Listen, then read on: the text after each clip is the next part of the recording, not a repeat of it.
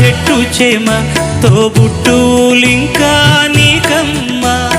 చుట్టూ ఉన్న చెట్టు చేమ తోబుట్టులింకా నీకమ్మా.